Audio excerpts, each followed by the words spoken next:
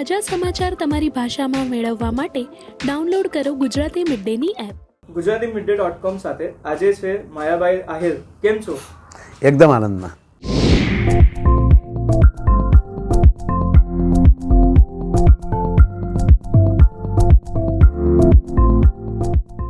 એક ભારતના પોતે ભારત રત્ન હોય અને એમના જન્મ જયંતિ માટેના આજનો યુવાન એ કાર્યક્રમ ઉજવતો હોય એટલે એની તૈયારી તો ઓલરેડી એ શું કહેવાય કે એવા કોઈ આત્માઓ હોય ને એ જ અમને એવી પ્રેરણા આપતા હોય છે.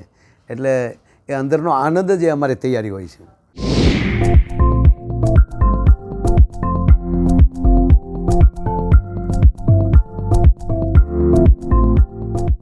આ ખરેખર તો આયોજનનો અભાવ હોય છે.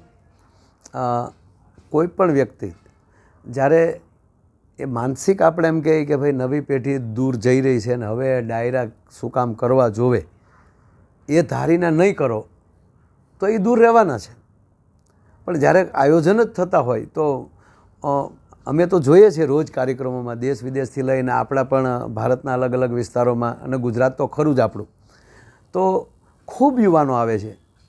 આજે તમે કલ્પના નહીં કરી શકો કે યુવાનો ડાયરામાં તો આવે પણ એટલા બધા ભજનોની નજીક જો એ નજીક ન હોત તો આજે આપણા ડાયરા જગતમાં અત્યારે નવી પેઢી નવા કલાકારો પણ તૈયાર ન થતા હોત. તો આજે તમે કલ્પના ન કરી શકો એટલા ગુજરાતી ડાયરાના આપણા યુવાન કલાકારો પોતાની નવી કલા લઈને અથવા તો નવી સૂઝ લઈને આપણા પ્રાચીન ભજનોને અર્વાચીન સાથે જોડીને આજની નવી પેઢીને નવા યુવાનોને અથવા તો વર્તમાન પરિસ્થિતિમાં કેવું ગાવું સારું લાગે એ બધું કલાની અંદર વણીને અત્યારે ખૂબ સારા કાર્યક્રમો થઈ રહ્યા છે. અને જેટલા કાર્યક્રમો થશે અને આપણી સંસ્કૃતિની વાતો થશે અને એકવાર એ સાંભળવા આવશે તો 110% એની સાથે એને પ્રેમ જાગશે. મૂળ કાર્યક્રમનો અભાવ હોય અને આપણે જેવું ધારી લઈએ કે યુવા પેઢી નથી આવતી તો એ વાત ખોટી છે. યુવાનો ખૂબ આ કાર્યક્રમોમાં આવે છે અને ખૂબ અમારી વાતો પણ સાંભળે છે અને ખૂબ ભજનો સાંભળે છે, લોકગીતો સાંભળે છે. આજે તમે કલ્પના નહીં કરી હોય એટલા ગરબાના કાર્યક્રમો થાય છે. વર્ષો પહેલાં તમે આજથી 10-15 વર્ષ પહેલાં તમે વિચાર કરો તો અહીંયા મુંબઈમાં કેટલા ગરબાના કાર્યક્રમો થતા. આજે એની સંખ્યામાં ઘણો વધારો થયો છે એટલે નવી પેઢી ખૂબ જોડાઈ રહી છે.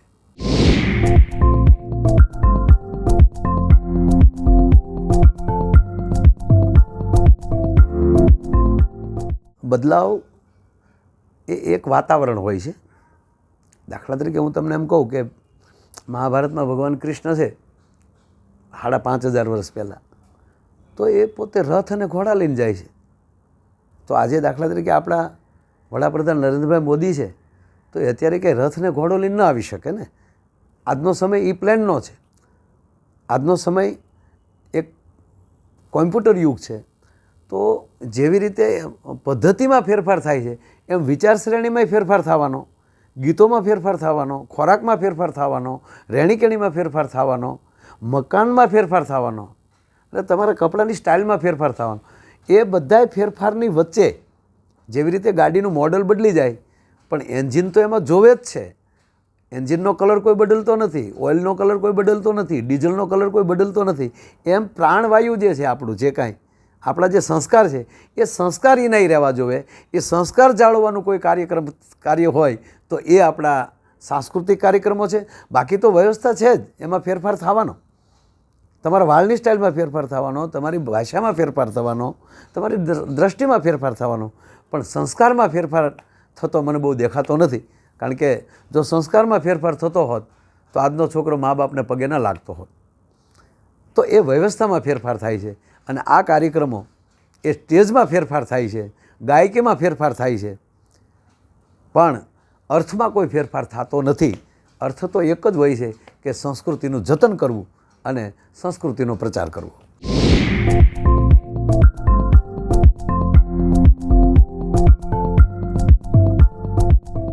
અમારા માટે પ્રચાર માટેનો ખૂબ સારો કે સેવાડાના માણસ સુધી, ઘર ઘર સુધી તરત ખબર પડી જાય છે કે આવી રીતનો કાર્યક્રમ છે અથવા તો આવું આયોજન છે, આ જગ્યાએ છે, એ સમાચાર તાત્કાલિક મળી જાય.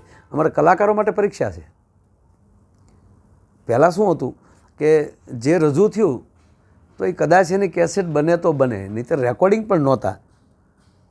તો મનોરંજનના સાધન માટે રેડિયો સિવાય કોઈ હતું નહીં કાંઈ, બરાબર.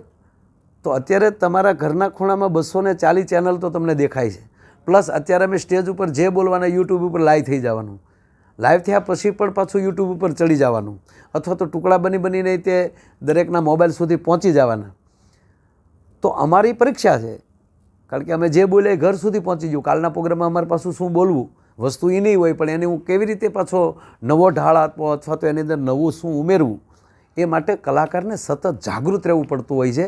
અને ત્રીજી વાત કે અત્યારે કોઈ પાસે સમય નથી, કોઈ પાસેથી 2 કલાક સંબંધીના દીકરાના લગ્ન હોય અને ત્યાં આપણે હાજરી દેવા જવું હોય તોય આપણે 2 કલાકની કલાક કરતા હોઈએ છીએ, અથવા તો 20 મિનિટમાં પતતું હોય તો આપણે અડધો કલાક ખોટી થવા ક્યાંય માગતા નથી. માણસ પાસે સમય નથી. એ સમયની વચ્ચે અમારે 3-4 કલાક માણસોને આ વાતું કરતાં કરતાં, આવા ગીતો ગાતા ગાતા જકડી રાખવાના છે. તો એના માટે કલાકારને સતત જાગૃત રહેવું પડતું હોય છે.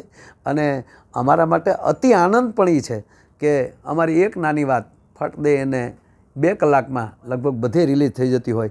એટલે આ સોશિયલ મીડિયા એનો ખરેખર હું ખૂબ આભાર માનું છું કે એ એક મોટામાં મોટું કાર્ય, જેટલું કલાકાર કાર્ય કરી રહ્યા છે એનાથી 10,000 ગણું કાર્ય એ કરી રહ્યા છે. કારણ કે હું એક જ વાર બોલું છું, પછી મીડિયા સતત બોલ્યા કરે છે, દરેકના ઘરે બોલી જાય છે. તો એ બહુ મોટું કામ કરે છે કે કોઈ મહાપુરુષ અથવા તો કોઈ કલાકાર અથવા તો કોઈ સમાજસેવક એ ઘર ઘર સુધી નથી પહોંચી શકવાનો, ત્યારે મીડિયા છે એ ઘર ઘર સુધી પહોંચાડવાનું કામ કરે છે. એટલે એ અમારા માટે તો વંદનીય છે અને એનો ખરેખર હું બહુ આભાર માનું છું.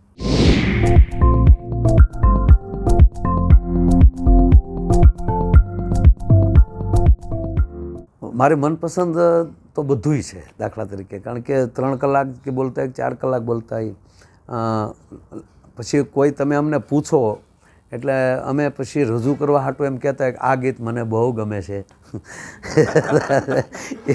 અને જોજો આ સરસ વાત છે, આ એકવાર ખાસ સાંભળજો. એ તો અમારે ધરાર તમને સંભળાવવું હોય એટલે અમે કહેતા હોઈએ છીએ. બાકી સાહિત્યનો શબ્દને અમે પ્રેમ કરીએ છીએ. અને હું કાયમ એક ગીત ગાતો હોઉં છું, એ વધારે લોકો સ્વીકારતું હોય છે અથવા લોકભોગ્ય બનતું હોય છે. એટલે તમે કયો એ ગાવાલો. આમાં શું બોરડી એ બોર ખાવા ગયા હોય ને, તમને હું બોર વીણીને આપું ને તો તમે ડાયરેક્ટ એ મુઠ્ઠીમાં આપો તો ખાઈ જાય, પણ બોરડીએ બોર વીણવા જઈએ ને ત્યારે નક્કી જ ન કરીએ કે આમાં કયું બોર લેવું, કારણ કે સતત બધુંય સામે હોય છે. એટલે મનપસંદનું આવે ત્યાં એટલે મારે આગળ આખો ઢગલો થતો હોય છે.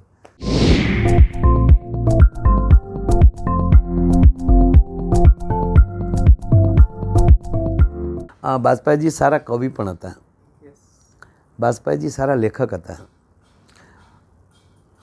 બાજપાઈજી અટલ હતા, અડીખમ હતા અને સર્વને સ્વીકારવાવાળી વ્યક્તિ હતી. એ કોઈ દિવસ ભૂતકાળની સરકારને પણ ખરાબ ન કહી શકે, ભવિષ્યની કોઈ દી ચિંતા ન કરી શકે અને વર્તમાનમાં અડગ રીતે રહેવું અને શિખર ઉપર રહેવું અને રાષ્ટ્ર હારે પ્રેમ કરવો, ભારત સાથે પ્રેમ કરવો, સનાતન સાથે પ્રેમ કરવો, હિન્દુત્વ સાથે પ્રેમ કરવો, એ જે એની અટલતા હતી એને આજે હું એના જન્મદિવસે ખૂબ ખૂબ બાજપાઈજીના જન્મદિવસની ખૂબ ખૂબ વધાઈ આપું છું. અને એક દુહો છે કે પીપળ પાન ખરંતા હસ્તી કુપળિયા, અમ વીતી તમ વીતશે ધીરી બાપળિયા. એનો અર્થ એવો પણ થઈ શકે કે પીપળાનું પાન હતું, વૃદ્ધ થઈ ગયું, ખરી ગયું, અને ત્યાં નવી કૂપળ ને નવું પાન આવ્યું, એ હસવા મળ્યું.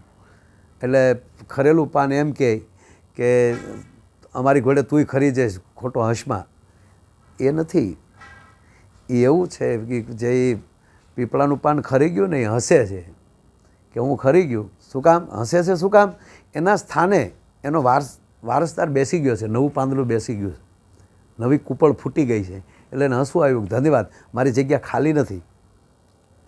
પણ જોજે અમારી માથે વીતી છે, અમે તાપ તપ્યા છીએ, તડકાના ધૂપ તપ્યા છીએ, પણ નીચે આવ્યા છે ને એને અમે શીતળતા આપી છે. તો અમારા સ્થાનને તમે અમ વીતી તમ વીતશે, તમારી ઉપર પણ આવું જ વીતશે, એ ધ્યાનમાં લઈ અને તમે પાંદડાઓ ખીલજો. એટલે આ અટલજીના સ્થાન ઉપર જેટલા આપણે આખું ભારત અત્યારે બેઠું છે એને આપણે એ વડીલને એ જ કહેવાનું છે કે તમે તમારું સ્થાન છોડીને અમને જગ્યા આપી છે, અમે નવી કૂપીળો છીએ, એ વડીલો ચિંતા બિલકુલ ન કરતા, તમારી બેઠકને અમે બિલકુલ લાજ નહીં લાગવા દઈએ અને અમે તમે જે ભજવી, તમે જે જીવ્યા છો એવું જ અમે જીવીને સમાજને દેખાડશું. એટલે એક બહુ સારો આપે વીરરસનું કીધું એટલે કહું કે ભક્તિ કરો તો ભગવાન થઈ શકો, સંત થઈ શકો, પણ આ દેશનો યુવાન એમ કહે છે કે ભક્તિ કરવાવાળાને હું પગે લાગીશ, એના હું આશીર્વાદ લઈશ, પણ બધાય જો હાથમાં માળા લઈ લેશે તો રાષ્ટ્ર માટે ભાલા કોણ લેશે? રાષ્ટ્રને બચાવશે કોણ? ત્યારે એક પથ્થરને હાથમાં લે છે કવિ, અરે એટલે એ પથ્થર જવાબ આપે છે. રાજસ્થાનના શિલ્પકારે આમ પથ્થરને હાથમાં લીધો એટલે પથ્થરે કીધું કે તું શું બનાવેશ મને? ગણપતિ દાદા બનાવે છો, હનુમાનજી બનાવે છો, રામચંદ્ર ભગવાન બનાવે છો, શું બનાવીશ તું મને? અને ત્યારે એને કહે છે પથ્થર તું કે મારે તને બનાવવો છે, તારી બનવાની શું તાકાત છે? આજના વાલી પાસે એ હોવું જોઈએ, બાળકને શું બનવું છે એ બનવું જોઈએ, આપણે બનાવીને કેમ નહીં? પથ્થરને પૂછે છે, જો આ કેવડી મોટી વાત. અને પથ્થર એમ કહે છે કે એ ટાંકણા લઈને બેઠેલા કારીગર, શિલ્પકાર, મારે કોઈ ભગવાન નથી થવું, ભગવાનને બચાવનાર થવું છે, મંદિરોને બચાવવાવાળું થવું છે, ધર્મને ઉપર કોઈ હાનિ પહોંચાડતો હોય તો એ ધર્મનો રક્ષક બનવું છે. તો એક બહુ સરસ કવિ દાદ, આપણા પદ્મશ્રી કવિ દાદ બાપુ, એની આ કવિતા છે કે ધડ ધીંગાણે જેના એ માથા મહાણે એવો પાળ્યો થઈને પૂંજાવું રે ઘડવૈયા મારે, ઠાકોરજી નથી થાવું ઘડવૈયા મારે, ઠાકોરજી નથી થાવું. હોમ હવન કે જગન જાપમાં વાઘામાં નથી વીટળાવું. બેટડે બાપના એ મોઢાન ભાળ્યા એવા કોમળા હાથથી ખોડાવું રે ઘડવૈયા મારે, ઠાકોરજી નથી થાવું ઘડવૈયા મારે, ઠાકોરજી નથી થાવું. ગંગાજી કે ઓલ્યા જળ જમનામાં ઓલ્યા, નિર્ગંગામાં નથી નાવું. એ નમણી હાજે ઓલી નમણી વિજોગણના, ઉના ઉના હુડે રે નાવું રે ઘડવૈયા મારે, ઠાકોરજી નથી થાવું ઘડવૈયા મારે, ઠાકોરજી નથી થાવું. આ ગીત તો બહુ મોટું છે, પણ આ દેશનો યુવાન એ એમ કહે કે મારે ઠાકોરનો રક્ષક બનવું છે, મારે ઠાકોર નથી થઈ જવું. હું ધારું તો હાથમાં માળા લઉં તો ઈશ્વરની સુધી હું પહોંચી શકું, પણ જેને તમે વાઘામાં વીંટવાળીને જે મંદિરમાં બેસાડ્યા છે અને દુશ્મનો કદાચ, વિધર્મીઓ કદાચ એ મંદિર તોડવા આવે તો એના માટે મારે પાળીઓ થવું છે, એનું રક્ષણ કરતાં કરતાં હું મરી જાઉં એવું મારે એનો પાળીઓ થઈને પૂંજાવું છે. એમ આ દેશનો યુવાન ધર્મને પ્રેમ તો કરે જ, એટલો રાષ્ટ્રને પ્રેમ કરે. રાષ્ટ્રને પ્રેમ કરતાં કરતાં પણ એ શરૂઆત ક્યારથી થશે? પરિવારથી થશે. પહેલો તો એ પરિવારને પ્રેમ કરવો જોઈએ, પછી પાડોશી સાથે, અને પછી ગામ સાથે, અને ગામ છે એ રાષ્ટ્ર સાથે, અને રાષ્ટ્રભાવના લઈ અને આવા અટલજી જેવા અટલપણું જીવીને મારીને તમારી વચ્ચેથી વિદાય લઈ લીધી છે. પણ આજે એનો કોઈ દી આપણે તિથિ નથી ઉજવવાની, એનો જન્મદિવસ ઉજવવાનો છે. આવા મહાપુરુષ આપણી વચ્ચેથી કોઈ દી વિદાય જ નથી લેતા, એ જન્મતા હોય છે. અને એ વાજપેયીજીના જન્મદિવસનો આજનો રૂડો બોરીવલીના આંગણે કાર્યક્રમ છે. એ કાર્યક્રમમાં જ્યારે હું આવ્યો છું તો એનો મને ખૂબ આનંદ છે.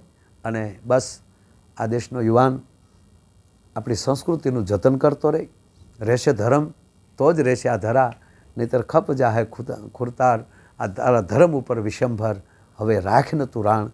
એટલું કહી અને આ મુંબઈની અલબેલી નગરીમાં જે બધા મિત્રો વસે છે, કારણ કે આ મહારાષ્ટ્ર અને હું આવું છું સૌરાષ્ટ્રમાંથી, એટલે સૌરાષ્ટ્ર ને મહારાષ્ટ્ર વિશ્વના ખૂણા ઉપર બે જ રાષ્ટ્ર છે, એક સૌરાષ્ટ્ર છે, એક મહારાષ્ટ્ર. શબ્દમાં બેયને પ્રેમ એટલો છે કે શિવાજી જન્મે મહારાષ્ટ્રમાં અને અમારો સૌરાષ્ટ્રમાં બેઠો બેઠો મેઘાણીયાના હાલેડા ગાતો હોય છે. એટલે બધાએ રાષ્ટ્રને પ્રેમ કરતા હોય છે.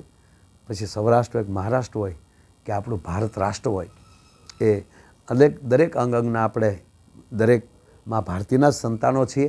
તો આવો સાથે મળીને અટલજીના જન્મદિવસની ખૂબ ખૂબ વધાઈ કરીને આવા સાંસ્કૃતિક કાર્યક્રમો જે મિત્રો કરી રહ્યા છે એમને પણ ખૂબ ખૂબ ધન્યવાદ દઈ અને આવા કાર્યક્રમના વધામણા કરીએ. સાથે મળી સંસ્કૃતિનું જતન કરીએ. જય હિન્દ, જય ભારત, જય શ્રી રામ. સબસ્ક્રાઇબ કરો Gujarati mid day. Bell icon પર ક્લિક કરીને મેળવો તમામ વિડીયોના ડાયરેક્ટ નોટિફિકેશન.